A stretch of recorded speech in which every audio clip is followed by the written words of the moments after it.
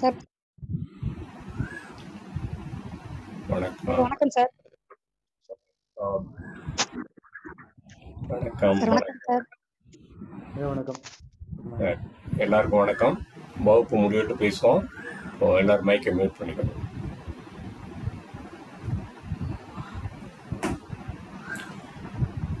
ஓம் ஹும் ரம் சைதன்யாய நம.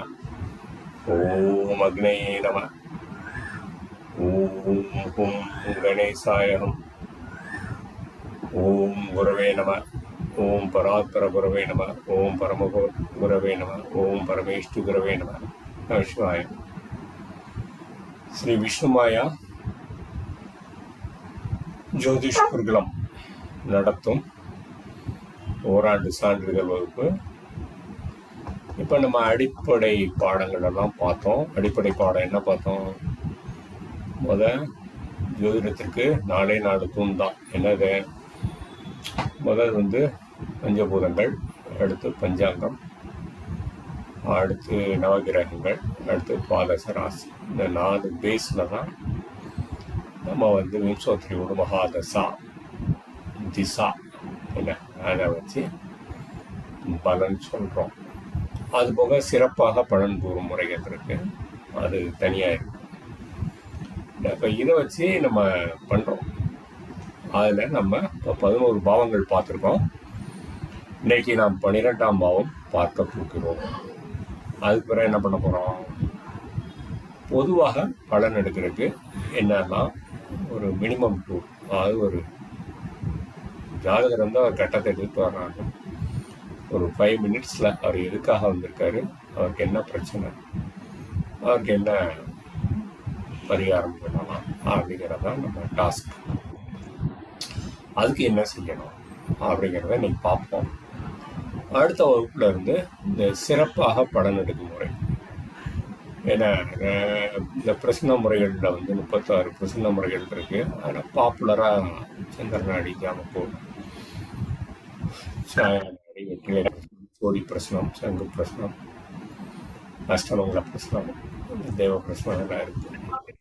என்ன இதையெல்லாம் நம்ம சிறப்பு வகுப்பு நடக்கும்.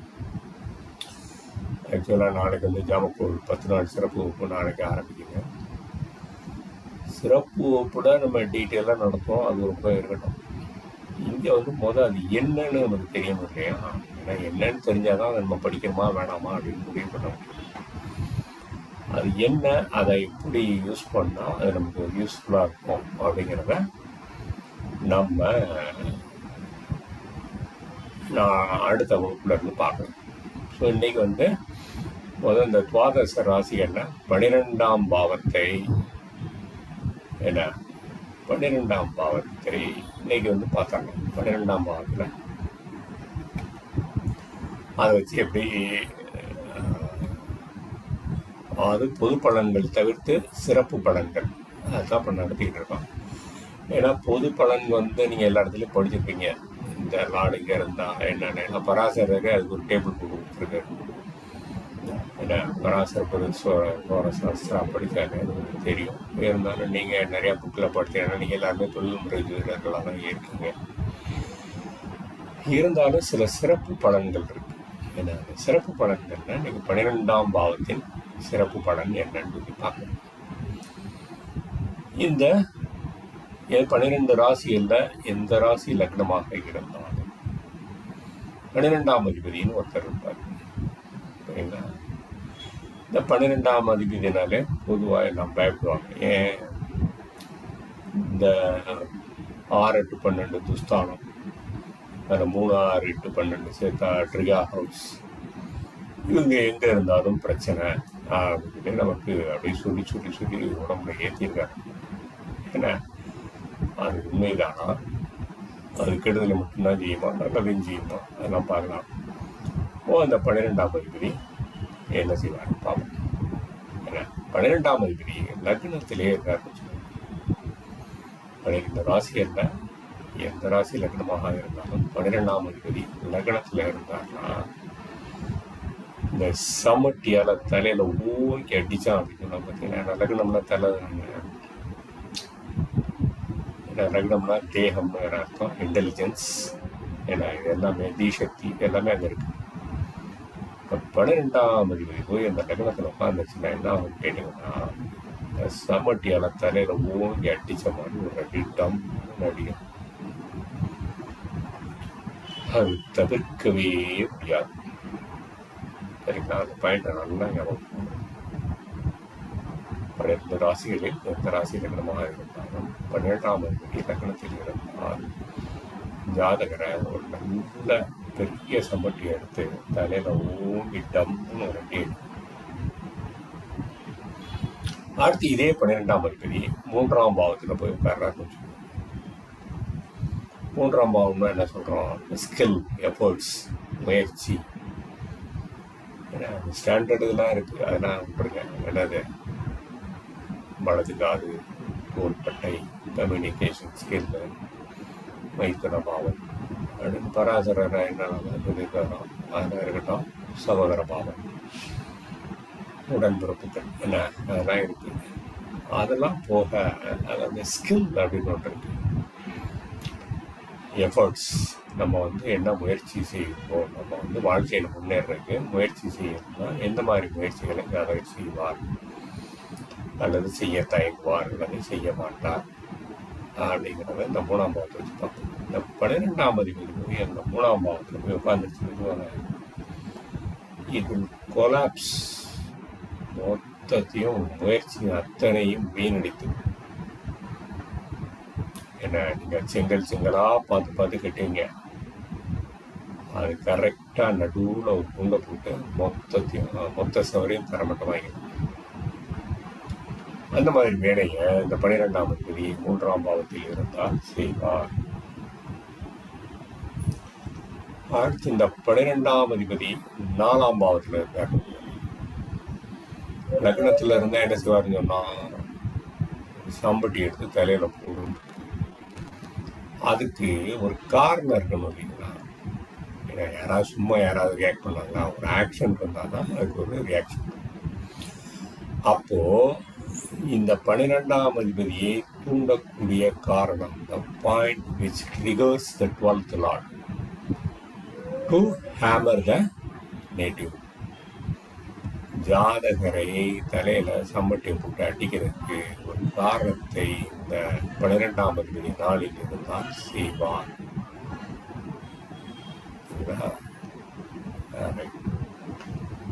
அதே மாதிரி 7ஆம் பாவத்தில் இருந்தாலும் கொலாப்ஸ் பண்ணிடுவாரு. ஏன்னா 7னா நான், நீ, நமது எதிராளினா வாழ்க்கை துணைன்னு ஆயிடுது. All our business partners and life பார்ட்னர்னு சொல்கிறோம். அவங்கள வச்சு தான் நம்ம கதையை ஓடிட்டு இருக்கோம். இந்த அடியை தூக்கி அங்கேயும் ஒரு கொலாப்ஸ் பண்ணியிருக்கோம். ஏன்னா அதே மாதிரி தொழில் பாவம்னு சொல்லக்கூடிய 10ஆம் பாவத்தில் இருந்தாலும் கொலாப்ஸ் ஆகி 3, 7, 10. என்னது ஏதோ ஒரு திரிகோணம் மாதிரி ஞாபகம் இருக்கா? அது என்ன திரிகோணம்னு கண்டுபிடிக்க. 1, 5, 9, 2, 6, 10, 3, 7, 12, 11, 10 சரிங்களா?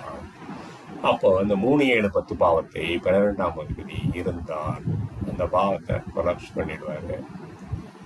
சார் ஏன் சார் அவர் கெட்டது தான் பண்ணுவாரா, நல்லதை பண்ண மாட்டாரா அப்படின்னு கேட்டிங்கன்னா பண்ணுவார். என்னன்னு கேட்டிங்கன்னா, லக்ன திரிகோணமான 5ஆம் இடம் 9ஆம் இடத்தில் 12ஆம் அதிபதி இருந்தால் இட் இஸ் அ பிளஸ்ஸிங். அது எப்படி சார் அப்படின்னு கேட்டிங்கன்னா, 5னா 1 என்னது, 9னா என்னது, 5னா பூர்வம் அப்படின்னு சொல்கிறோம், 9னா the storehouse of past கர்மான்னு சொல்கிறோம். சரிங்களா? ரெண்டுமே கிட்டத்தட்ட ஒரே மீனிங்கில் தான் வரும். ஏன்னா இப்போ என்ன பண்ணணும்னு கேட்டிங்கன்னா, அந்த பாஸ்ட் கர்மாவை கழிப்பதற்கு உண்டான வழிகளை நமக்கு கொடுக்கும். So it is a blessing. ஆனால் அந்த லௌகீக வாழ்க்கையில் இருக்கிறவங்க அந்த ரைட் சென்ஸில் எடுத்துக்குவாங்களான்னு கேட்டால் எடுத்துக்க மாட்டாங்க. இந்த ஆன்மீக வழி சரியப்பா பட்டதெல்லாம் போதும், என்ன இருக்கிறத வச்சு ஒரு கண்டென்ட் லைஃப் லீட் பண்ணலாம் அப்படின்னு இருக்கிறவங்களுக்கு இட் இஸ் எ பூ. ஓகே, என்ன 12th லிபரேஷன் அந்தியா கடைசி காலம். அப்போ அடுத்த பிறவிக்கு உண்டான வழிவகைகளை அது செய்து கொடுக்கும் 5-9 தான். சரிங்களா? சரி, இத்துடன் இந்த 12 பாவ அதிபதிகளும் 12 பாவங்களில் இருந்தால் என்னென்னலாம் சிறப்பு பலன்கள் செய்வார்கள் அப்படின்னு சொல்லி நம்ம பார்த்திருக்கிறோம். சரிங்களா? இப்போ பொதுவாக ஒரு பலன் எடுப்பது எப்படி, ஒரு பலன் எடுக்கணும்னா, ஏன்னா இப்போ என்னென்னலாம் நம்மகிட்ட டூல்ஸ்லாம் இருக்குது, இந்த டூல்ஸை எப்படி யூஸ் பண்ணுறதுன்னு தெரியணும் இல்லைங்களா? அதனால் அந்த பாயிண்ட்ஸை கொஞ்சம் இப்போ பார்க்கலாம். ஓகே,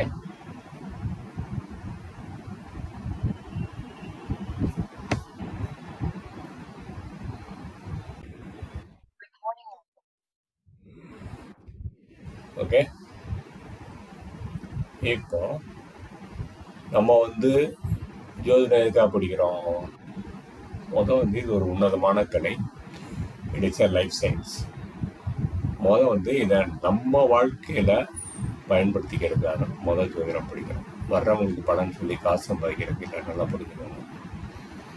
ஜோதிடம் படித்தா நீங்கள் உங்கள் கட்டத்தை படித்து, உங்கள் குடும்ப நபர்கள் கட்டத்தை படித்து, அதில் இருக்கிற இதெல்லாம் என்ன ஏது, நமக்கு எந்த காலகட்டத்தில் என்ன நடக்கும், ஏன் நடக்குது, எப்போ நடக்கும், ஏன் நடக்கும்னு தெரிஞ்சுத்தாலே நமக்கு மனசில் இருக்கிற பயம் போயிட்டா வாழ்க்கையை எதிர்கொள்வது எளிதாக இருக்கும். சரிங்களா? அதுக்காக நம்ம ஜோதிடம் படிக்கணும். அடுத்து வரக்கூடியவங்களுக்கு அதே காரணம் தான், நல்லா புரிஞ்சுக்கோங்க. அவங்களுக்கு பொதுவாக நம்மகிட்ட வரவன் எப்படி வருவாங்க, அவனுக்கு ஒரு பிரச்சனை காலம்னு இருக்கும். பிரச்சனையை முக்கால்வாசி அனுபவிச்சுருவோம். அந்த அனுபவிச்சுட்டு அதுக்கு மேலே அவனுக்கு இது ஏன் நடக்குது, எதுக்கு நடக்குதுன்னே தெரியாது. அந்த பயத்தில் தான் நம்மளுக்கு போயிட்டு முடியாது. கரெக்டாக பார்த்தீங்கன்னா முடிகிற நேரத்தில் தான் முடியும்.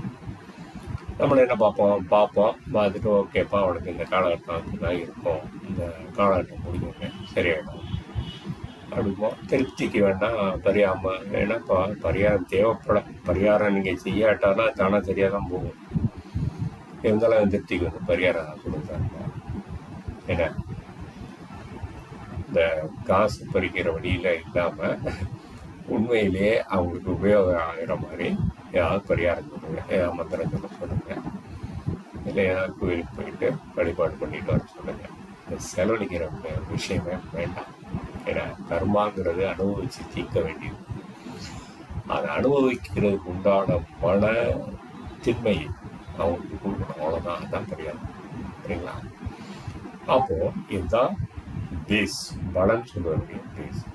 அப்போ இதுக்கு என்ன வேணும் அப்படின்னு சொல்லி கேட்டிங்கன்னா, ஒரு ஜாதகர் வர்றாருன்னா அந்த ஜாதகம் அவருடைய ஜாதகம் தானு பாருங்க. எப்பயுமே try to interact with the native himself or herself. யாருடைய ஜாதகமோ நேரடியாக அவரிடமே பேசுங்கள், அதுதான் நல்ல விஷயம். யாரோ கொண்டாந்து கொடுக்குறாங்க, சரி இப்போ அம்மா அப்பா அவங்க குழந்தை ஜாதகத்தை கொடுக்குறாங்க, ஓகே, தட் இஸ் அக்செப்டபிள். கணவர் மனைவி ஜாதகத்தை கொடுக்குறாரு, மனைவி கணவர் ஜாதகத்தை கொடுத்து கேட்குறாங்க. சில விஷயங்கள் அக்செப்டபிள், நாட் ஃபார் ஆல். ஏன்னா இந்த உறவினர்கள் கொண்டாந்து கொடுக்கறது, நண்பர்கள் கொண்டாந்து கொடுக்கறது, முன்ன பின்ன தெரியாதவங்க கொண்டாந்து கொடுக்கறது, அதெல்லாம் டிஸ்கரேஜ் பண்ணுங்க. நாங்கள் யாருடைய ஜாதகம் அவங்களையோ அவங்க குடும்ப ஆட்களையும் வர சொல்லுங்க. ஏன்னா நீங்கள் ஜாதகத்தை கரெக்டாக படிச்சிங்கன்னா அந்த ஜாதகர் பிறந்ததுலேருந்து கடைசி வரைக்கும் அவருடைய மொத்த கதையை நமக்கு தெரியும். இதை போய் நம்ம தகுதி இல்லாத நபர்கள்ட்ட சொன்னோம்னா அவங்க அதை மிஸ்யூஸ் பண்ணுறதுக்கு சான்சஸ் ஆர் மோர். அதனால தான் அந்த காலத்தில் எல்லாம் ஜோதிடத்தை மூல நூல்களில் கோடட் லாங்குவேஜில் எழுதி வச்சுக்கிறதுக்கு காரணமே அதுதான். எல்லாரும் இதை ஜஸ்ட் லைக் தட் படிச்சுட்டு மிஸ்யூஸ் பண்ணிடக்கூடாது. உதாரணமாக பராசரர் எழுதுனாரு. பராசரர் எழுதுனதை அவருடைய மாணவர் ஜெய்மினி ஜெய்மினி சூத்ரா அப்படின்ட்டு கடமையாதி சாக்கியான்னு சொல்லுவாங்க. கடமையாதி வர்க்கா ஆதி வர்க்கா அதை வந்து அவர் எல்லாத்தையும் கோடர் பண்ணி வச்சிருப்பார். சரிங்களா? அதனால அதனுடைய இம்பார்ட்டன்ஸ் நல்லா புரிஞ்சுக்கோங்க. அது மாதிரி பராசரம் அந்த பிருகத் பராசரம் ஒரு சாஸ்திரம் ஆரம்பிக்கும் போதே அவருக்கு சொல்லுவார், இவருக்கு சீடர் என்னது மைத்ரேயா, நீ அடிப்படையெல்லாம் நல்லா தெரிஞ்சுப்பேன்னு நினைக்கிறேன். நான் எப்படி உன்னை தேர்ந்தெடுத்து உனக்கு சொல்லிக் கொடுக்குறேனோ அதே போல் நீ விவரத்தை உரியவர்களுக்கு மட்டும் சொல்லிக் கொடு அப்படின்னு சொல்லி அப்படிதான் ஆரம்பிக்கும். பராசரம் ஒரு சாஸ்திரம் மூலமோட ஸ்டார்டிங் பார்த்தீங்கன்னா அப்படிதான் இருக்கும். சரிங்களா? அப்போ நம்ம என்ன பண்ணணும், யாரு ஜாதகரோ அவருக்கு தான் நம்ம பார்க்கணும். மற்றவங்களுக்கு பார்க்கல டிஸ்கரேஜ் பண்ணுங்க, இல்லை நீங்களே கன்ஃபார்ம் பண்ணிக்கோங்க தேர் த ரைட் பர்சன். அவங்க ஜாதகருக்காக தான் பார்க்குறாங்க, அவருடைய நன்மைக்காக தான் பார்க்குறாங்க, மிஸ்யூஸ் பண்ண மாட்டாங்க அப்படிங்கிற கான்ஃபிடென்ஸ் வந்துச்சுன்னா நீங்கள் மற்றவங்களுக்கு சொல்லலாம். ஜாதகராக ஜாதகத்தை கொண்டு வர மற்றவங்களுக்கு சொல்லலாம். சரி, ஒரு ஜாதகம் வந்துடுச்சுன்னு முதல் வேலை என்ன செய்யணும், அந்த ஜாதகர் உயிரோட இருக்காரா இல்லையா அப்படின்னு தெரியணும். இறந்து போனவங்களுக்குலாம் ஜாதகம் சொல்லக்கூடாது. ஏன்னா இல்லாத நபர் அது இப்போ ஆபை தட்டினாலே ஜாதகம் ஏன்னா அது குழந்தை பிறந்திருக்கணும்னு அவசியம் கிடையாது. அதனால என்ன பண்ணுவாங்க, நிறைய பேர் அந்த மாதிரி சோதனைக்கு வர்ற ஆளுகள்னே இருக்கு. ஏன்னா இவனா ஒரு ஜாதகத்தை கிரியேட் பண்ணிட்டு நம்மளை பலன் கொடுக்கணும். நீங்கள் கொஞ்சம் பேர் புகழ் வாங்கிட்டீங்கன்னா இந்த மாதிரி தொல்லைகள் தான் உங்களுக்கு நிறையா வரும். சரி, இதை எப்படி சார் கண்டுபிடிக்கிறது அப்படின்னு சொன்னால், ஜாதகத்தை ஆராய்ந்து பலன் சொல்லுவதுன்னு சொல்லி சில அடிப்படை விதிகள்லாம் சொல்லியிருக்காங்க. எனக்கு எல்லாம் உங்களுக்கு தெரிஞ்சது தான், இருந்தாலும் ஒரு ரீகேப் ரிமைண்ட் பண்ணுறேன்.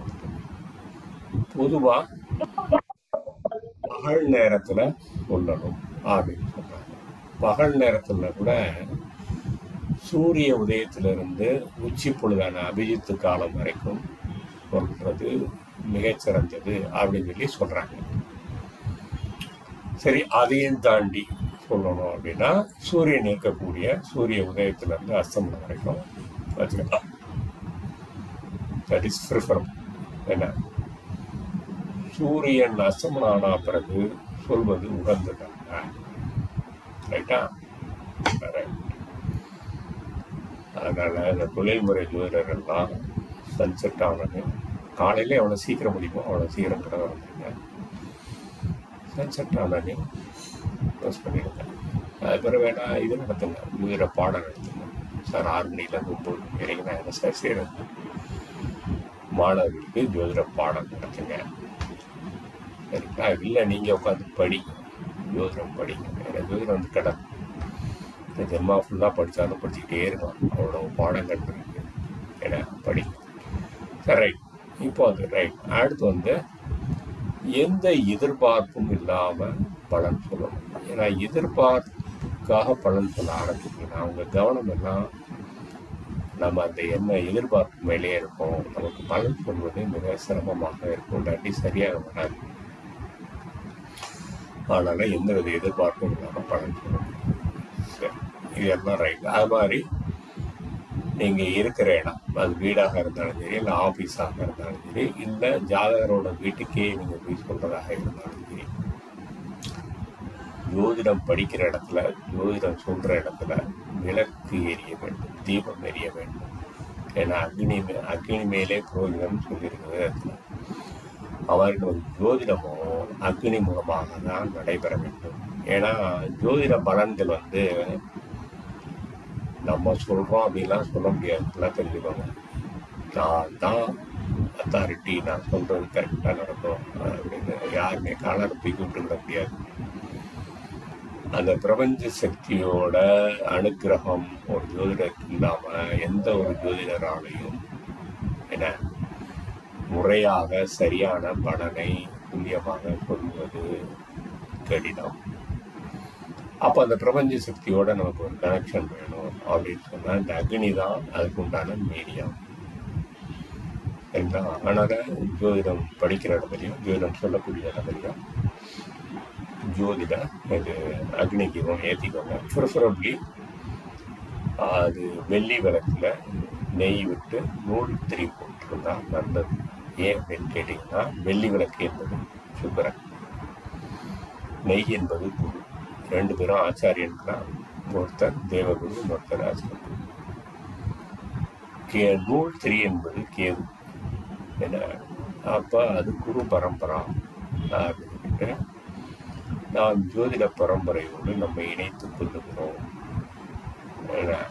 என்னால் இணைச்சிக்கிட்டிங்கன்னா நம்மளுடைய முந்திய முனிவர்கள், ரிஷிகள், அவங்கெல்லாம் இதை யாரெல்லாம் ஜோதிடத்தில் என்னென்னலாம் பண்ணியிருக்காங்களோ அதோட உங்களுக்கு அந்த காஸ்மிக்கில் டியூன் பண்ணுறதுக்கு ஈஸியாக இருக்கும்.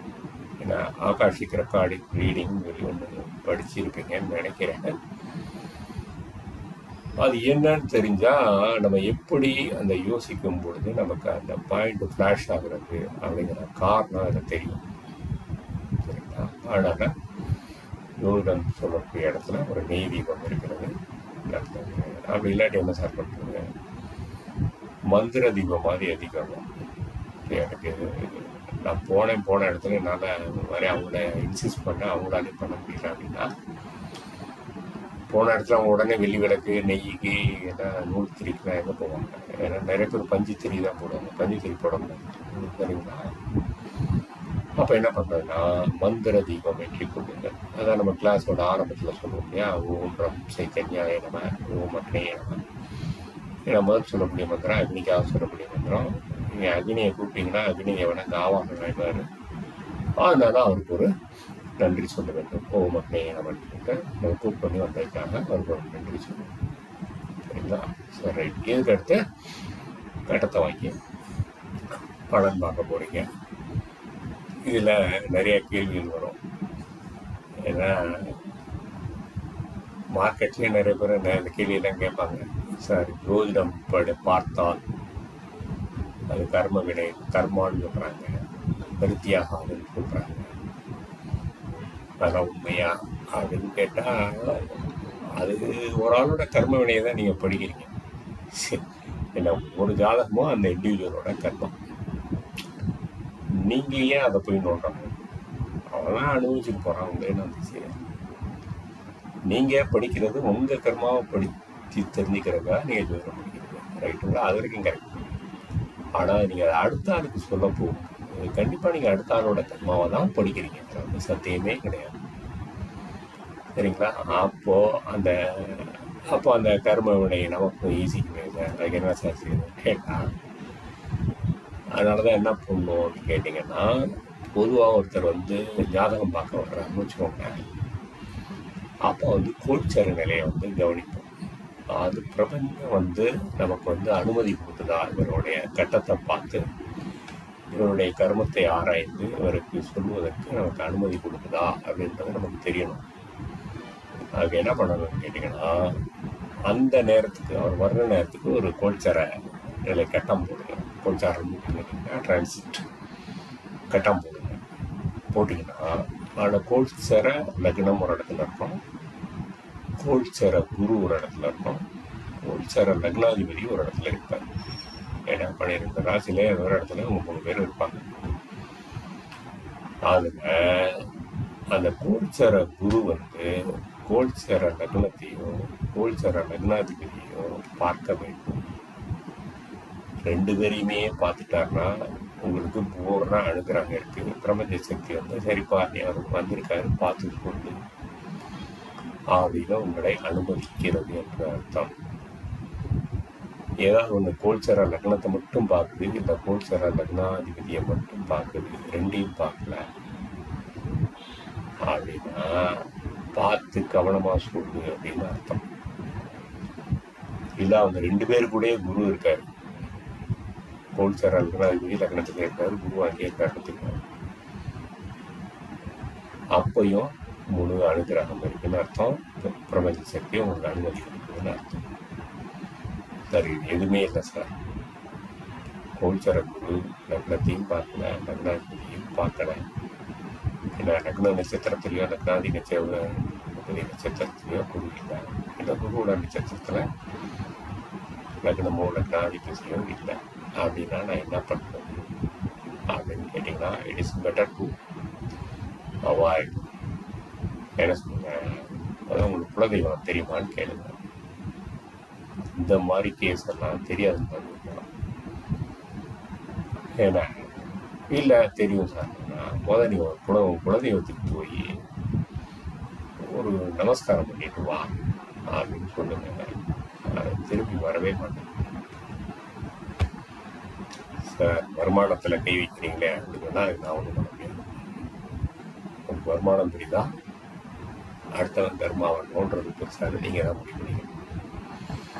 சரிங்களா? சரி, இப்போ இதை பார்த்துட்டோம். கோல்சர குரு வந்து லக்னாதிபதிக்கு பார்வை இருக்குது, அப்போ அனுகிரகம் இருக்குது. இன்னொன்று பரிகாரம் சொல்லும்போது இதே ரூல் தான். ஒரு ஆளுக்கு பரிகாரம் சொல்லும்போது அவர் செய்வாரான்னு தெரிஞ்சுக்கிட்டு தான் சொல்லணும். இந்த மாதிரி இருந்தால் தான் அவர் செய்வார், இல்லாட்டி செய்ய மாட்டார். அவர் பரிகாரம் சொல்லி செய்யாட்டி அந்த கர்மா உங்களுக்கு அப்படியே வரும். பயமுறுத்துறேன்னு நினைக்காதீங்க, அனுபவத்தில் சொல்கிறேன். ஏன்னா அதுக்கு மேலே உங்கள் விருப்பம். நீங்கள் வந்து அதை முயற்சி செய்து பார்த்துக்கணும். பார்த்தீங்கனாலே உங்களுக்கே தெரியும் அது என்னன்னு சொல்லிட்டு. சரி சார், இதெல்லாம் எப்படி சார் ஓவர் கம் பண்ணுறது ஏதாவது வழி இருக்காங்கன்னா பண்ணுங்க. உங்களுடைய பயோ மேக்னட்டிக் எனர்ஜி இருக்கு இல்லைங்களா, சூக்ம சக்தி, அந்த சூக்ம சக்தியை இன்க்ரீஸ் பண்ணிக்கிட்டிங்கன்னா இந்த டேமேஜஸை நீங்கள் ரெடியூஸ் பண்ணிக்கலாம். அது ஏற்கனவே உங்களுக்கு சொல்லி கொடுத்துருக்கேன், எப்படி இந்த கைகளை வச்சு உங்கள் அந்த சக்தியை கண்டுபிடிக்கிறது அப்படின்னு. அதை வந்து நீங்கள் தியானத்தின் மூலமாக காலையில் சூரிய உதயம் சூரிய அஸ்தமனத்தில் தியானத்தின் மூலமாக அதை வந்து இம்ப்ரூவ் பண்ணிக்கலாம். அது பண்ணிங்கனாலே நல்லா தெரியும். நீங்கள் தியானம் பண்ண அதோடைய இன்டென்சிட்டி அண்ட் வெலாசிட்டி வந்து கூடிக்கிட்டே இருக்கும். அதை வச்சு நிறையா விஷயங்கள் பண்ணலாம், மற்றவங்களுக்கு நல்லது பண்ணலாம்.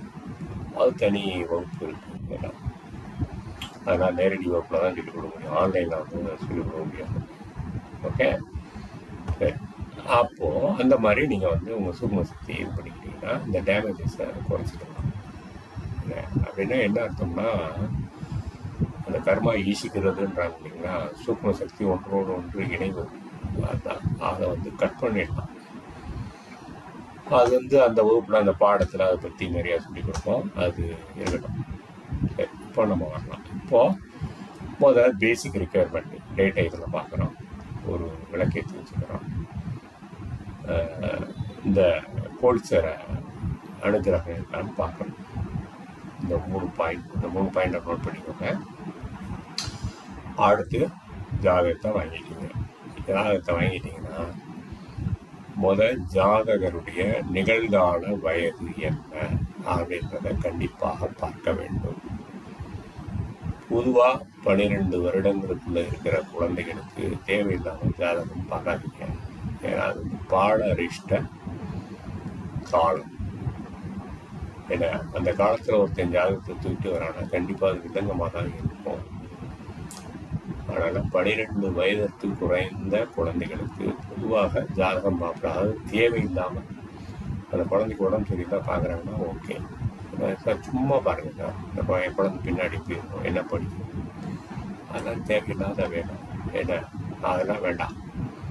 நிஜமாகவே அந்த குழந்தைக்கு சம்திங் இஷ்யூ இருக்குது, அதனால் பார்க்கணும் அப்படின்னா ஓகே. இல்லை சார் இப்போனா நிறைய இந்த பிரச்சனை வருது, ஃபேமிலி கோர்ட் மேட்டர் வருது. இந்த குழந்தை வந்து அம்மாவோட இருக்குமா அப்பாவோட இருக்குமா, அந்த மாதிரி பிரச்சனைகள்லாம் இப்போ நிறையா வருது. அப்புறம் குழந்தைக்கு உடம்பு சரியில்லை, இந்த மாதிரி கேஸ் தான் பொதுவாக வருது. அதுக்கு நீங்கள் பார்க்கணும். மற்றபடி சரி எப்படி இருப்பான், பின்னாடி எப்படி இருப்பான், என்ன படிப்பான், அந்த மாதிரிலாம் அவாய்ட் பண்ணுங்க. கேட்டுங்களா? அப்புறம் இன்னொன்று எதற்காக இந்த வயது பார்க்கணும்னு கேட்டிங்கன்னா, நீங்கள் பலன் சொல்லும் பொழுது வயசுக்கு ஏற்ற மாதிரி பலன் சொல்லணும். ஏன்னா ஒரு குழந்தை ஒரு இப்போ அரசாங்கம் என்ன பண்ணியிருக்கு, திருமண வயது எல்லாருக்கும் 21 அப்போது ஒரு 15 வயசு பையனோ பொண்ணோ கட்டத்தை கொண்டு வராங்க. அது போய் திருமணம் செய்யலாமா அப்படின்னு கேட்டால் என்ன பண்ணுறீங்க, நம்ம நாட்டு சட்டத்தை மீறீங்க. அது அன்லாஃபுல். கம்ப்ளைண்ட் பண்ணோன்னா உங்களுக்கு ஊதி போடுவாங்க. ஏன் சொல்லுவாங்க? ஏன்னா அரசாங்கம் நிர்ணயித்த வயசுக்கு கீழே அது நடக்குதான்னு கேட்டால் நடக்குது, அது வேற விஷயம், அவங்களாம் பண்ணிக்கிறாங்க. அது பட்டு அவன் வந்து உங்கள்கிட்ட வந்து கேட்டுட்டு பண்ணலாமான்னு கேட்டால் எனக்கு படிக்கிற வயசுல போய் அவனுக்கு என்ன ஏன்னா படிக்கணும், வேலைக்கு போகணும். இப்போ அடுத்த வருஷத்துலேருந்து கவர்மெண்ட் வந்து 4 வருஷம் கட்டாய இராணுவ சட்டம், இராணுவ சர்வீஸ் அது வேற கொண்டு வருது. என்ன அதெல்லாம் இருக்கு. அப்போ இதெல்லாம் நடைமுறையை மனசில் வச்சு தான் நீங்கள் பலன் சொல்லணும். அதுக்கு இந்த வயசு முக்கியம். அது மாதிரி ஒரு 60 வயசுக்கு மேலே ஒரு ஆணோ பெண்ணோ கட்டத்தை கொடுக்குறாங்க, குழந்தை பிறக்குமான்னு கேட்டிங்கன்னா அதுவும் யதார்த்தத்துக்கு ஒத்து வராத விஷயம். மெடிக்கலி முடியுமா அப்படின்னா அது வேற விஷயம்.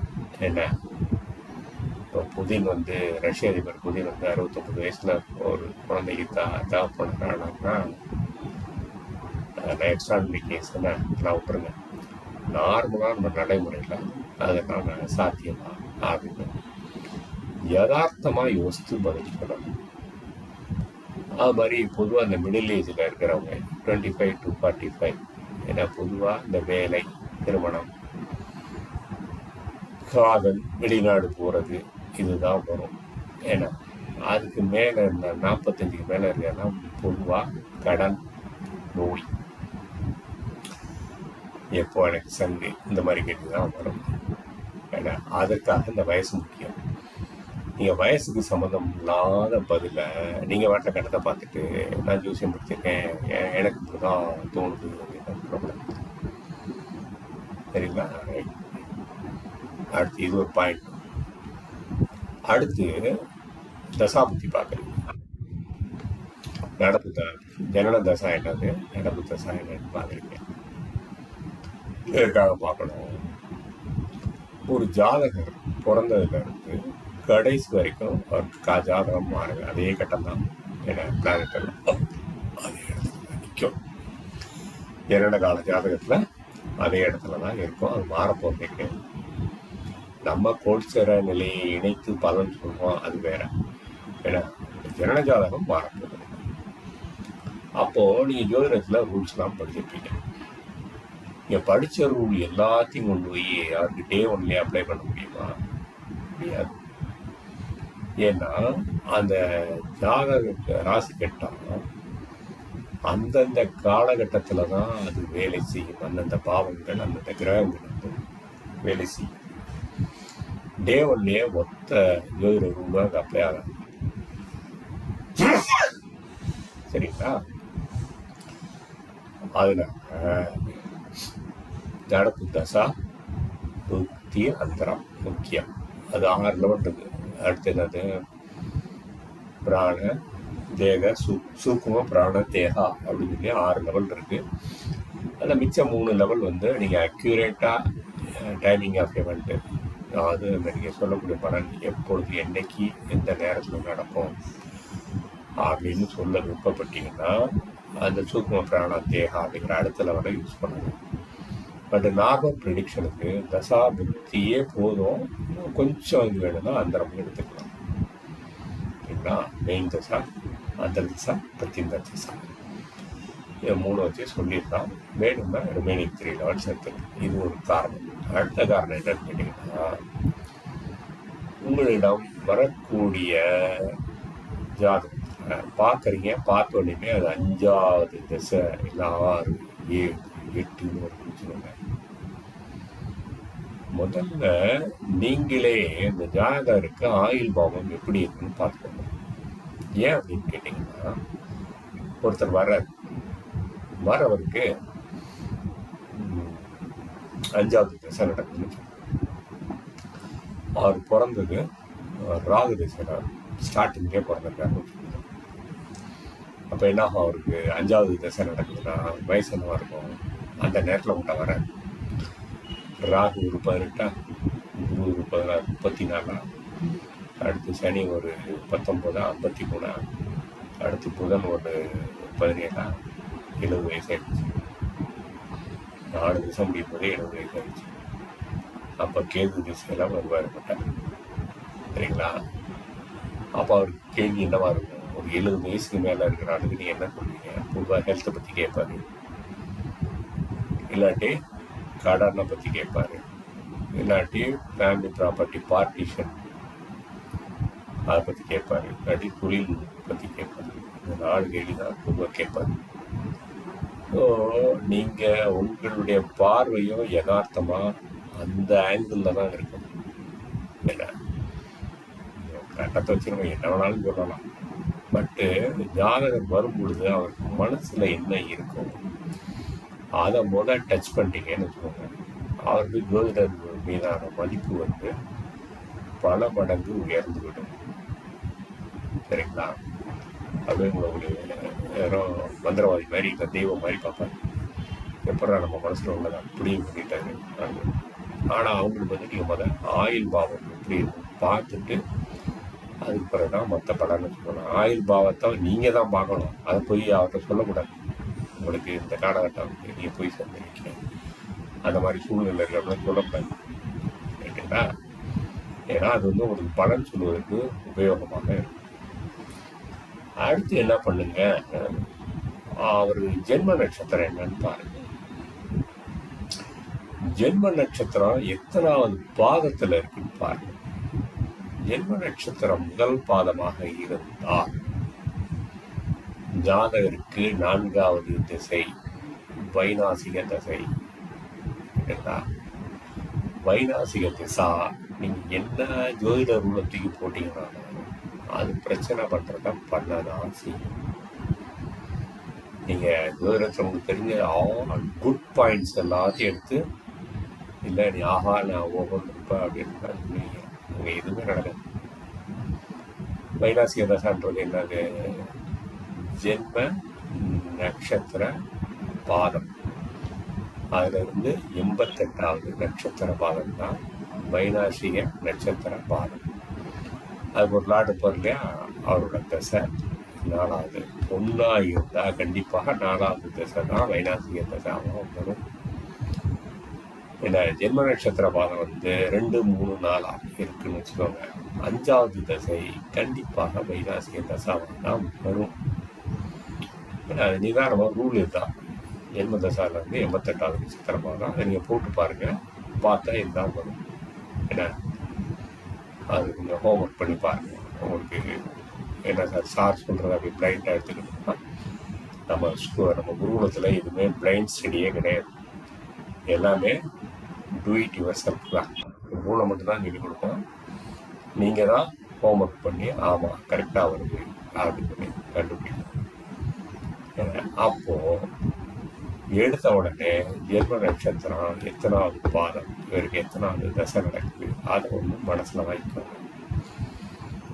ஜென்ம நட்சத்திரம் முதல் பாதமாக இருந்து 4வது வைநாசிக தசை நடந்தாலும், ஜென்ம நட்சத்திர பாதம் 2, 3, 4 இருந்து 5வது வைநாசிக தசா பாதம் நடந்தாலும் பலனை பிரதானமாக சொல்லிடாதீங்க. சொல்லிட்டீங்கன்னா நீங்க தான் பம்புல மாட்டிக்கிட்டீங்க. சரிங்களா? நீங்க சொன்ன எதுவுமே இல்லை சார் நான் வர்ற விஷயம் தந்துட்டீங்க, நான் ஆகும் நீங்க சமாளிக்கிறதா இல்லை, இனிமேல் நடக்கும்பா அடுத்த புத்தியில் வரும் அப்படின்னா சொன்னீங்கன்னா தசா ஃபுல்லா அது அப்படிதான். எனக்கு வேணும்னா உங்களுக்கு எக்ஸாம்பிள் சார்ட்டுன்னு எத்தனை சார்ட் வேணாலும் தான். அது இந்த பெரிய தசா இருப்பாருங்களா, சுக்கிர திசை, சனி திசை, அதெல்லாம் போய் மாட்டினான்னு வச்சுக்கோங்க, மொத்தம் 20 வருஷம் 19 வருஷம் சேர்த்து சுண்ணாம்பு ஆயிடும். சுக்கிர திசை நல்லதானே சார்? எல்லாருக்கும் எல்லாமே நல்லது கிடையாது. அது மாதிரி எல்லாருக்கும் எல்லாமே கெட்டதும் கிடையாது. அது நல்லது என்னன்னா நீங்கள் கெட்ட திசை அப்படின்னு சொல்கிறதெல்லாம் போகுன்ற சாட்டிங் காட்டல. சரிங்களா?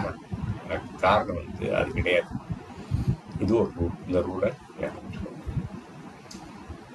அடுத்து நீங்கள் பலன் சொல்ல போறீங்கன்னா இந்த நடப்பு தசாநாதன் புத்திநாதன் எந்த பாவத்தில் இருக்காருங்கிறது முக்கியம். அந்த பாவம் தான் பிரதானமாக வேலை செய்யும். ஜாதகருக்கு அந்த பாவத்தின் மூலமாக தான் பிரச்சனைகள் வரும். இல்லை, இது ரூல் நல்லா ஞாபகம். இது ஜோதிடத்தில் மில்லியன்ஸ் ஆஃப் ரூல்ஸ் இருக்கு.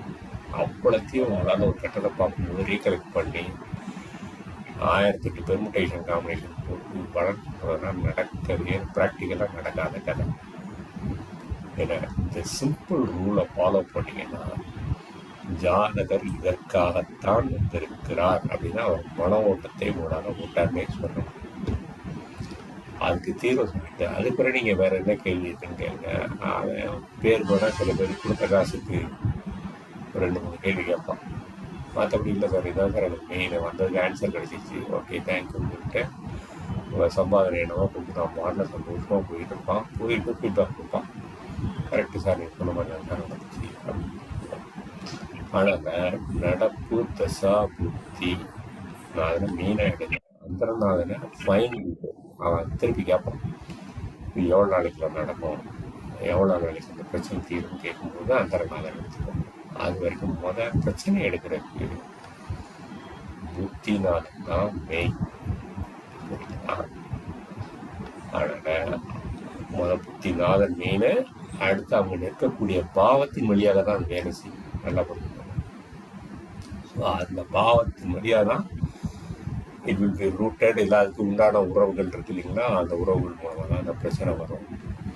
இல்லை அந்த பாவத்துக்கு உண்டான இது இருக்கு இல்லைங்களா, தன்மைகள் தாரகத்துவம், அது வழியாக தான் அந்த பிரச்சனை வந்து வரும். இன்னொன்று பிரச்சனை இருக்கவன் தான் நம்மகிட்ட வருவான். சந்தோஷமாக இருக்க அவனுக்கு அதை கிட்ட நம்மகிட்ட வரவே மாட்டேன். நம்ம வர்றானாலே பிரச்சனை தான் அர்த்தம். சரிங்களா? அப்போது அது உங்கள் மைண்டில் வச்சுக்கோங்க. அடுத்து இந்த பாதகாதிபதி, 6, 8, 12 அதிபதி, திதிசூன்ய அதிபதி, இவங்கெல்லாம் காலச்சக்கரம், காலப்பகை, இல்லை இவங்கெல்லாம் வேலை செய்வாங்களான்னு கேட்டால் கண்டிப்பாக வேலை செய்வாங்க. சந்தேகமே வேண்டாம். உதாரணத்துக்கு நீங்கள் வர்றேன், காலப்பகை எடுத்துக்கோங்க. காலப்பகை ரொம்ப சிம்பிள் தான். என்ன எடுத்தோடனையும் நடப்பு தசா வந்து காலப்பகையில் இருக்கான்னு பாருங்க, இல்லை காலச்சக்கரத்தில் இருக்கான்னு பாருங்க, இல்லை திதிசூன்ய ராசி அதிபதியாக இருக்காரான்னு பாருங்க, இல்லை பாதகாதிபதியாக இருக்காரான்னு பாருங்க, இல்லை 6, 8, 12 அதிபதியாக இருக்காரான்னு பாருங்க. கண்டிப்பாக இது எல்லாமே வேலை செய்யும். நீங்கள் ஒன்றொன்றுக்கும் தனித்தனியாக பலன் சொல்லக்கூடாது. நல்லா புரிஞ்சுக்கணும். எல்லாத்தையும் சேர்த்து ஒரே வார்த்தையில் பலன் சொல்லணும். நீங்கள் பாயிண்ட் எடுக்கும்போது 100 விஷயத்தை வச்சு கூட எடுக்கலாம். 12 ராசியை வச்சு பலன் எடுக்கலாம், 1 கிரகத்தை வச்சு எடுக்கலாம், 27 நட்சத்திரத்தை வச்சு எடுக்கலாம். இவங்கெல்லாம் யார் கூட இருக்காங்க, யார் பார்க்குறாங்க, ஏன்னா ராசி திருஷ்டி, கிரக திருஷ்டி, ராசி திருஷ்டி பெர்மனெண்ட், கிரக திருஷ்டி டெம்பரரி, ஏன்னா எப்படி எதை வச்சு வேணாலும் நீங்கள் எவ்வளோ பாயிண்ட் வேணாலும் கேதர் பண்ணணும். கேதர் பண்ணிவிட்டு ஒன்றா சொல்லக்கூடாது. சார் பாதுகாப்பு இங்கே இருக்காரு அதனால் இப்படி நடக்கும், 6, 8, 12 அதிபதி இங்கே இருக்காரு அதனால் இப்படி நடக்கும், காலச்சக்கரத்தில் தசாநாதன் இருக்கார் இப்படி நடக்கும், காலப்பகையில் தசாநாதன் இருக்கார் இப்படி நடக்கும், திதிசூன்ய ராசி அதிபதி தசா புத்தி நடக்குது அதனால் இப்படி ஒவ்வொன்றும் தனித்தனியாக பாயிண்டே சொல்லக்கூடாது. எல்லாத்தையும் நீங்கள் கேதர் பண்ணிங்கன்னா உங்களுக்கே ஒரு ஃப்ளோ கிடைக்கும். இல்லை ஓஹோ இதுதான் விஷயம், இந்த விஷயத்துக்கு இது காரணம், அதனால் இது இப்படி தான் நடக்கும், இப்படி தான் முடியும், ஜாதகருக்கு டேமேஜ் இந்த அளவுக்கு இருக்கும் அப்படின்னு உங்களுக்கு ஒரு விஷன் கிடைக்கும். அதை கன்சால்டேட் பண்ணி 2 லைனில் பலன் இதுதான் சார் வந்திருக்கீங்க, இப்படி தான் நடக்கும், இந்த காலகட்டத்துக்கு கூட தான் சரியாகும். அவ்வளோ 3 வார்த்தை தான், 3 சென்டென்ஸ் தான். இந்த 3 சென்டென்ஸுக்கு மேலே தேவையில்லாமல் நீங்கள் நான் பேசக்கூடாது. நீங்கள் இந்த ஏதோ ஒரு படத்தில் இந்த அரசியல்வாதி காமெடி பண்ணுறது, அரசியல்வாதினா கூட்டத்துக்கு காசு கொடுத்து ஆள் பண்ணிட்டு வராங்க பார்த்தீங்களா, அதில் அந்த லிவிங்ஸ்டன் வந்து அவன் தான் அரசியல்வாதியாக இருப்பான். அது காசு கொடுத்தவங்க கொஞ்சம் எக்ஸ்ட்ரா அப்படி விடுவான், வருங்கால அமெரிக்க ஜனாதிபதி அவர்களே வருக அப்படின்னு. ஏன்னா டெய் கொடுத்த காசுக்கு ரொம்ப தாண்டா 100 ரூபாய் கொடுத்துறா அப்படிமா. அது மாதிரி தேவையில்லாமல் நம்ம பேசக்கூடாது. கேட்ட கேள்விக்கு மட்டும்தான் பதில் சொல்லணும். உங்களுக்கு வந்திருக்காரு டைம் பாஸ் பண்ணணும்னா நீங்கள் நாட்டு நடக்க பேசுங்க, ஊர் உலகத்தில் நடக்க பேசுங்க. இல்லை சில பேர் இருக்காங்க இதே மாதிரி கட்டம் நான் பார்த்தேன் என்னன்னு சொல்லி பழைய கட்டத்தை பற்றி கதை பேசுவாங்க. ஏன்னா அது பேசுகிறேன்னா ஆளை ஐடென்டிஃபை பண்ணாமல் பேசுங்க.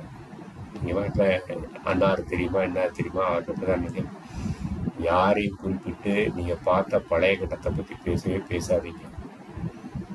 சரிங்களா? பின்னாடி அது உங்களுக்கே விளங்கமாயிடும். ஏன்னா அப்புறம் ஊருக்குள்ள அதே பேராயிடும்.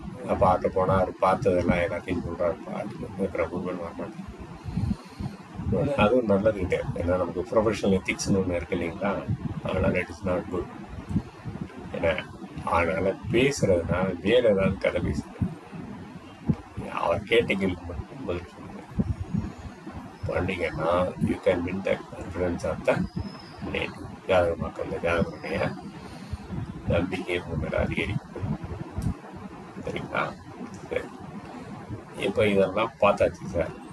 இதுக்கு வேறு ஏதாவது ரூல்ஸ் இருக்கா? வெறும் தசாபுத்தி நீங்கள் சொன்ன பாயிண்ட் போதுமா அப்படின்னு கேட்டிங்கன்னா, நம்ம ஆரம்பத்திலே சொன்னோம், பிறந்ததுலேருந்து கடைசி வரைக்கும் அதே கட்டம் தான். கோல்சர கிரக நிலைகள் மட்டும்தான் அன்றாட பலனை மாற்றி கொடுக்கும் அப்படிங்கிறது தூரத்தில் அடிப்படை.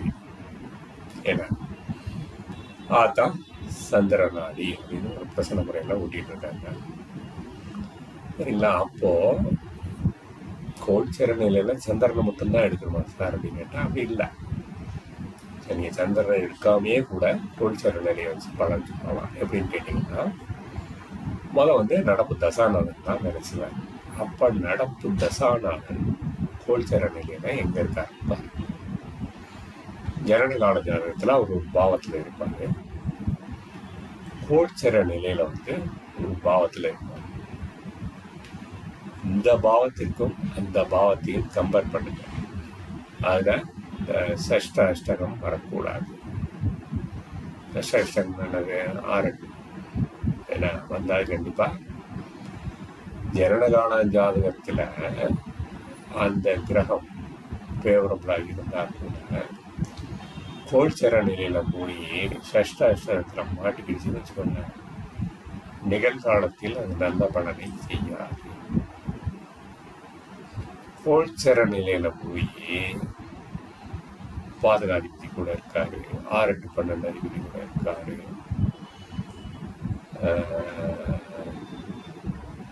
தீர்சூன்ய ராசி அதிபதி கூட இருக்காரு. அதெல்லாம் பிரச்சனையை போடும்.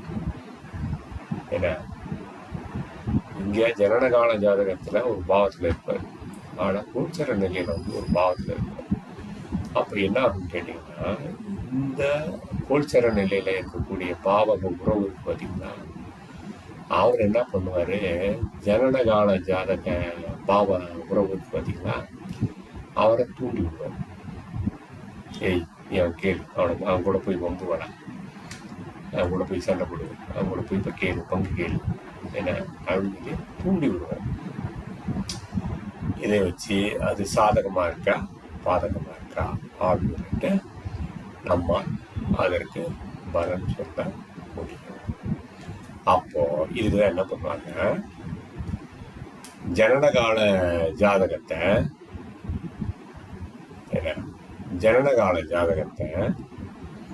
உள்கட்டத்தில் போடுவாங்க. கோல்சர நிலை கட்டத்துக்கு வெளியே போடுவாங்க. ஏன்னா இந்த முறையை நீங்கள் எங்கேயுமே பார்த்துருக்க மாட்டீங்க. ஏன்னா பொதுவாக ஏன்னா ராசி உள்ளே போட்டு நவம்பரத்தை வெளியே போடுவாங்க, இல்லை நவம்பர கடத்தை பக்கத்தில் போடுவாங்க, இல்லை கோல்சர நிலை கடத்தை பக்கத்தில் போடுவாங்க.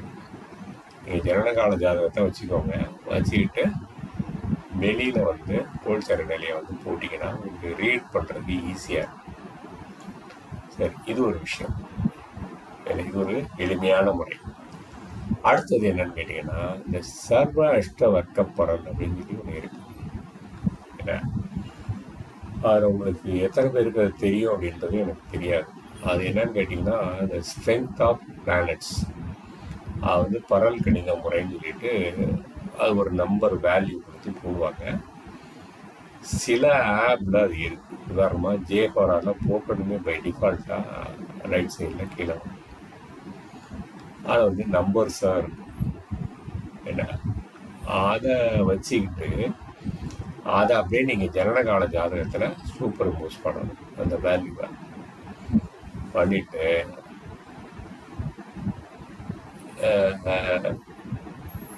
வேல்யூ இன் ஜென்ரல் வேல்யூ ஜாஸ்தி இருந்தால் நல்லது, கம்மி இருந்தால் அது அசுப பலனை தரும் அப்படின்றது ரூல். ஆனால் அசுப பாவங்கள் இருக்கு இல்லைங்களா, 6, 8, 12, அதுக்கெல்லாம் பலன்கள் கம்மியாக இருந்தால் நல்லது, ஜாஸ்தி இருந்தால் கெட்டது அப்படின்னு அர்த்தம். இது சர்வ இஷ்டவர்க்க பலன் படிக்கணும். அது ஜேஹோரால இருக்கு. எனக்கு தெரிஞ்சு வேற ஆப்ல எதுலையும் நான் பார்க்கல. ஏன்னா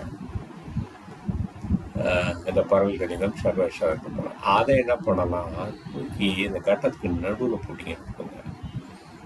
ஜனனகால ஜாதகத்தை கட்டத்தில் போடுறீங்க, கோல்சரணையை வெளியே போடுறீங்க, இந்த பரலை தூக்கி உள்ளே போடுங்க. ஒரு சின்ன ஜாதகத்தை போட்டு இந்த பரல் வேல்யூ எழுதிட்டீங்கன்னா அப்படியே எடுத்துக்கணும். லக்னம் என்ன பாவமோ அதுக்கு அதே ராசியில் இருக்கிற வேல்யூ எடுத்துக்கணும். அந்தந்த பாவத்துக்கு அந்தந்த ராசியில் என்ன வேல்யூ இருக்கோ அதை எடுத்துக்கணும். இது என்ன சார் அப்படின்னு கேட்டிங்கன்னா, இதுக்கு நான் ஒரு உதாரண ஜாதகம் காட்டுவேன். ஒரு ஜாதகம் நான் கொடுக்குறேன், அந்த ஜாதகத்தை நீங்கள் ப்ரிடிக்ஷன் பண்ணிங்கன்னா உங்களால் ரியல் ப்ராப்ளத்தை சொல்லவே முடியாது. ஜாதகத்துக்கு ரியல் ப்ராப்ளம் என்னன்றத உங்களுக்கு சொல்லவே முடியாது. நீங்கள் என்னதான் உங்களுக்கு தெரிஞ்ச வித்தியாசம் கேட்டுங்க, அது சேலஞ்ச் வேணாலும் பண்ணுறேன், சொல்லவே முடியாது. ஆனால் இந்த பரலில் தூக்கி அது போட்டிங்கன்னா டக்குன்னு உடனே கிடைக்கும், திஸ் இஸ் ஒரு ப்ராப்ளம் அப்படின்னு. ஏன்னா அதனால் ஜோதிடத்தில் ஹார்ட் அண்ட் ஃபாஸ்ட் ரூல்ங்கிறதே கிடையாது. இதை வச்சு மட்டும்தான் சொல்லணும், இதை வச்சு மட்டும்தான் சொல்லணும் அப்படின்னா கிடையவே கிடையாது. இது சார்ட் ஸ்பெசிஃபிக். அது தினத்தந்தியில் ராசி பலன் படிக்கலாம், மேஷ ராசி நேயர்களே அப்படின்னு சொல்லிட்டு எழுதுவாங்க, நம்மளால சில படிப்பீங்க. அதெல்லாம் ஆணைக்காரரம் குதிரைக்கு குடுறோம், அதெல்லாம் வேலைக்கே பத்திரிக்கைக்காரன் என்னமோ பக்கத்தை நிரப்பணுங்கிறதுக்காக அவன் போடுறான். அதை வாங்கி படிக்கிறதுக்குன்னா அவனுக்கு சேல்ஸ் ஆகுது, அதுக்காக போடுறான். ஏன்னா அதில் எழுதிக்கிறது ஏதோ நடந்துருச்சுன்னு வச்சுக்கோங்க, அது நத்திங் பட் தேரியா ப்ராபபிலிட்டி. காக்காவுக்கார படம் இந்த கதை தான் சரிங்களா. கல் எடுத்து அடிப்போம், இந்த மாங்காய் போனா கேட்டு அவனுக்கு நம்பிச்சு அவனே எழுதிடுவேன். அது நம்மள மாதிரி தான் எழுதுறாரு இல்லைன்னு சொன்னாங்க. அவங்களுக்கு அவங்க எழுதுறதுக்கு பணம் கொடுக்குறாங்க, பத்திரிகை அது கமர்ஷியலாக விட்டுருங்க. நம்ம பொறுத்த வரைக்கும் அது வேலை செய்யணும்னு கேட்டால், நீங்கள் படித்த அத்தனை ஜோதிட ஞானத்தையும் உபயோகித்து இந்த கேஸுக்கு இப்போது டாக்டர்கிட்ட போகிற எல்லாரும் காய்ச்சல்கிட்டே போகிறான்னு வச்சுக்கோங்க. 10 பேர் போகிறான், 10 பேரும் காய்ச்சல்கிட்டே போகிறான். ஆனால் டாக்டர் 10 பேருக்கு ஒரே மருந்து எழுதி கொடுக்க மாட்டாங்க, தெரியும் பார்த்துருக்கீங்களா? அது மாதிரி தலைவலின்ட்டு போகிறான், ஒரு 10 பேர் தலைவலின்ட்டு போகிறான். 10 பேருக்குமே ஒரே மாத்திரை எழுதி கொடுக்க மாட்டாங்க. ஒரு ஆளுக்கு சார் உங்களுக்கு கண்ணை டெஸ்ட் பண்ணணும் பாரு, ஒரு ஆளுக்கு தலையை ஸ்கேன் பண்ணணும் பாரு, ஒரு ஆளுக்கு உங்களுக்கு கண்ணில் ப்ளட் ப்ரெஷர் இருக்குது பாரு, அதனால தலைவலி பாரு, நீங்கள் ரொம்ப எமோஷனலாக இருக்கீங்க, அப்செட் ஆகிட்டீங்க, அதனால பாரு. அந்த மாதிரி ஒன்று ஒரு காரணத்தினால எல்லாரும் சிம்டம் தலைவலி தான். ஆனால் நம்ம பலன் சொல்லும் பொழுது ஆணைக்காரன் துறைக்கு போகிறது ஸ்டாண்டர்ட் ரூலே கிடையாது. நல்லா தெரிஞ்சுக்கோங்க. இண்டிவிஜுவலாக சார்ட் ஸ்பெசிஃபிக், ஒவ்வொரு ஜாதகத்திற்கும் தனிப்பட்ட முறையில் நான் படித்த ஜோதிட விதிகளை வைத்து அதுக்கு எது ஆப்டாக இருக்கோ அதை மட்டும்தான் சொல்லணும். சார் நான் தான் படிக்கவே இல்லை சார், அது எப்படி சார் சொல்கிறேன்னா, மினிமம் தேவையான எல்லாத்தையும் உங்களுக்கு 1 வருட காலத்தில் சொல்லி கொடுத்துருக்கு. ஏன்னா ஸோ இதில் நீங்கள் இனிமேல் ஹோம்ஒர்க் பண்ணி ஸ்பெஷலைஸ் பண்ணிக்கிட வேண்டியது உங்களுடைய வேலை. அப்படி ஹோம்ஒர்க் பண்ணும்போது உங்களுக்கு ஏதாவது சந்தேகம் வருதுன்னா நீங்கள் உடனே சந்தேக நிவர்த்தி ஃபோன் பண்ணி கேட்டு தெரிஞ்சுக்கலாம்.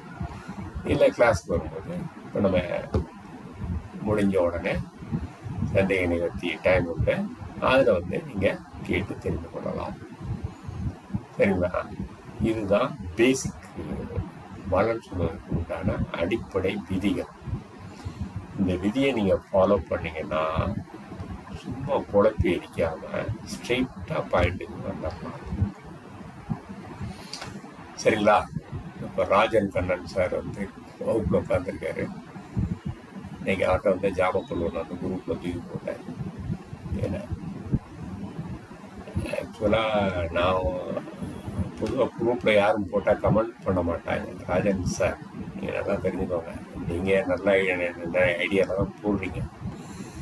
அங்கே வந்து ஒரு கருத்து பரிமாற்றம் இருந்தால் நல்லா இருக்குமே அப்படின்னு. நான் இந்த 1.5 வருஷத்தில் பார்த்துட்டேன். ஏன்னா யாரும் ஆக்டிவாக பார்ட்டிசிபேட் பண்ணுறதே கிடையாது. இருந்தாலும் நீங்கள் உங்களுக்கு வேணும்னா தனியாக கேளுங்க, நான் சொல்லிடுறேன். சரி, இருந்தால் அந்த குரூப்பில் வந்து கொஞ்சமாவது ஒரு தாட் ப்ரொவோக்கிங் வரணும். ஆக்சுவலாக அந்த குரூப்பில் நீங்கள் போட்டதை பார்த்துட்டு 4 பேர் எனக்கு தனி லைனில் வர்றாங்க. சார் இது அவர் எப்படி சொன்னார், நீங்கள் எப்படி சொல்கிறீங்க? அந்த குரூப்பில் வர மாட்டேங்கிறாங்க பாருங்க. அவங்க குரூப்பில் பார்த்துட்டு தான் வராங்க. ஏன்னா இன்னும் படிக்கிற மாணவர்களுக்கும் அந்த ஓப்பன்னஸ் இல்லை. என்னன்னு கேட்டால் ஒரு குரூப்பில் போய் நம்ம சொன்னோம்னா, சப்போஸ் நம்ம தப்பாக சொல்லிட்டோம்னா நம்ம இக்னோரன்ஸ் வந்து அவங்க பெருசாக சரி அடுத்தவங்க என்ன சொல்லுவாங்கன்னு கவலைப்பட்டீங்கன்னா நீங்கள் விவரமே படிக்க முடியும். சரி நம்ம தெரியலேன்னு சொல்லி தான் படிக்க வரோம். சரி அப்போவே நம்ம வந்து நம்ம இக்னோரன்ஸை வந்து அட்மிட் பண்ணிக்கிறோம். சரி, I am here only for my enlightenment on jyotisha அப்படின்னா அப்புறம் எதுக்கு நம்ம அடுத்த ஆளோட ஒப்பீனியனை பற்றிலாம் கவலைப்படணும்? நமக்கு என்ன தோணுதோ சொல்லுவோம். இப்போ அவருக்கு தோணுனதை சொன்னார், நான் எனக்கு தோணுனதை சொன்னேன். அது அவருக்கு புரியலன்னு நினைக்கிறேன். திருப்பி கேட்டாங்க, மறுபடியும் அதுக்கு எக்ஸ்ப்ளனேஷன் கொடுத்தேன். அது எத்திங்க அவருக்கு புரிஞ்சிச்சா என்னென்னு எனக்கு தெரியாது. ஏன்னா சில விஷயங்களை பப்ளிக் ஃபோரத்தில் வந்து ஓப்பனாக பேச முடியாது. ஏன்னா நம்ம இது ப்ரைவேட் வகுப்புன்றதுனால நம்ம இங்கே கொஞ்சம் ஃப்ரீயாக பேசுகிறோம். ஆனால் இங்கே கூட நான் கொஞ்சம் ரெஸ்ட்ரிக்டடாக தான் பேசுகிறேன். ஏன்னு கேட்டால் நம்ம ஆடியோ ரெக்கார்டிங் போடுறோம். நாளைக்கு இந்த ஆடியோ ரெக்கார்டிங் எடுத்துகிட்டு சார் சொன்னார் வேற எங்கேயாவது போகிறத்துல போய் அன்னசரியாக ஆர்கியூ பண்ணுறாங்க. ஆனால் முடிஞ்ச அளவுக்கு செலக்டிவாக தான் பேசுகிறது. அன்ரெக்கார்டட் ஓப்பன் பர்சனல் குரூப்பில் நம்ம என்ன வேணாலும் பேசுகிறோம். அதுக்காக தான் ஜிஆர்டி கிளாஸ் போட்டது. இந்த ஜிஆர்டி கிளாஸ் நான் எங்கே ஓப்பன் போகிறதுல வர்றது கிடையாது. அங்கே வந்து நாங்கள் ஃப்ரீயாக பேசுவோம், என்ன வேணாலும் பேசுவோம். யாரோட ஜாதகத்தை வேணாலும் உதாரண ஜாதகமாக பேசுவோம். ஏன்னா ஸோ அந்த மாதிரி இடத்துல தான் நம்ம ஓப்பனாக டிஸ்கஸ் பண்ண முடியும். மற்ற இடத்துல வந்து சூழ்நிலை கருதி நம்ம பாதுகாப்பும் கருதி, ஏன்னா இன்றைக்கி வந்து இருக்கிற உலகத்தில் சோஷியல் மீடியா வேர்ல்டில் எப்போ நம்ம கடத்திட்டு நம்ம வந்து கேஷுவலாக கூடியிருக்கோம். அதை எவனோ பேனை பெருமாளாக்கி இல்லை எங்கேயோ போய் அவன் போலீஸ்காரன் அரெஸ்ட் ஆகிறதோட விட்டான். அதனால் பொது இடத்துல பேசும்போது ரொம்ப கவனமாக பேசணும். அதனால தான் சொல்கிறது 1 to 1 ஜாதகரோட மட்டும் பேசுங்க. ஜாதகத்துக்கு பின்னாடி 4 பேர் உட்காந்துருந்தோன்னா 4 பேர் யாரும் தெரியாது, உங்களுக்கு எதுக்காக வந்துருக்காங்கன்னு தெரியாது, உங்களுக்கு எதுக்கு முன்பு, சரிங்களா? ஸோ இந்த ப்ரிகாஷன்லாம் எடுத்துக்கிட்டு சேஃபாக நல்ல முறையில் பலன் சொல்லி உங்களுடைய ஜோதிட ஞானத்தை திருப்தி செய்து கொள்ளுங்கள். இது வந்து நீங்கள் எவ்வளோ ப்ராக்டிஸ் பண்ணுறீங்களோ அவ்வளவு உங்களுக்கு வந்து பலன் சொல்கிறது எளிதாயிடும். ஓகே, சரி, மீண்டும் அடுத்த வாரம் சந்திப்போம். அடுத்த வாரத்தில் வந்து சிறப்பு முறையில் பலன்கள் அறிவது எப்படி அப்படின்னு சொல்லிட்டு ஒன்றொன்னா பார்ப்போம். ஏன்னா முதல் வந்து ஹோரா முறையில் பலன் அறிவது எப்படி. ஹோரை அப்படின்னா ஹோரைனா என்னென்னு உங்களுக்கு தெரியும். ஒரு நாளில் ஹோராங்கிறத எப்படி கணக்கிடுவதுன்றது உங்களுக்கு தெரியும். ஏன்னா அடுத்த வாரம் வரும் பொழுது ஒரு ஒயிட் ஷீட்டில் நம்ம கிளாஸில் ஞாயிற்றுக்கிழமை தானே, ஞாயிற்றுக்கிழமை காலையில் சன்ரைஸில் இருந்து ஈவினிங் சன்செட் வரைக்கும் 12 மணி நேரத்தில் எந்தெந்த டயத்தில் சன்செட் மைனஸ் சன்ரைஸ் என்ன பண்ண வரும் அதை 12ஆல் டிவைட் பண்ணிக்கோங்க. ஒரு ஹோரைக்கு அப்ராக்சிமேட்டாக எத்தனை மினிட்ஸ் வரும், அதுக்கு லாடு உண்டு. அந்த லாடு யாருன்னு குறிச்சிக்கோங்க. குறிச்சிக்கிட்டு நமக்கு கிளாஸ் 7 மணிக்கு தான், நல்லா தெரிஞ்சுக்கோங்க. இந்த 12 மணி நேரம் முடிவுட்டு தான் நம்ம கிளாஸ் ஆரம்பிக்கும். நீங்கள் அன்றைக்கி ஒரு நாள் மட்டும் என்ன பண்ணுங்க, அந்த காலையில் இருந்து சன்ரைஸில் வந்து சன்செட் வரைக்கும் அந்த ஹோரையில் உங்களுக்கு என்ன நடந்துச்சு, முக்கியமான ஈவெண்ட் என்ன நடந்துச்சு அதை மட்டும் நோட் பண்ணுங்க. உங்கள் ஜனன கால ஜாதகத்தை எடுத்துக்கோங்க. அதில் என்ன இந்த நடப்பு தசா புத்தி இருக்குது அப்படின்ற பார்த்துக்கோங்க. இந்த ஹோராநாதன் இன்னைக்கு கோச்சர நிலையில எங்க இருக்காரு அதை பாருங்க. இதை பார்த்தாலே உங்களுக்கு இந்த நிகழ்ச்சி ஏன் எனக்கு நடந்துச்சுன்றது உங்களுக்கு புரியும். சரிங்களா? அப்படி இல்லாட்டி அதை அடுத்த வார கிளாஸ்ல கொஞ்சம் டீட்டெயிலாக படிக்கலாம். அப்படியே 1 by 1 சிறப்பு நிலை பலனறிதல் அது அடுத்த வகுப்புல பார்ப்போம். இப்போ நம்ம கேள்வி பதில் சந்தேக நிவர்த்தி ஒவ்வொருத்தராக உங்களுக்கு உள்ள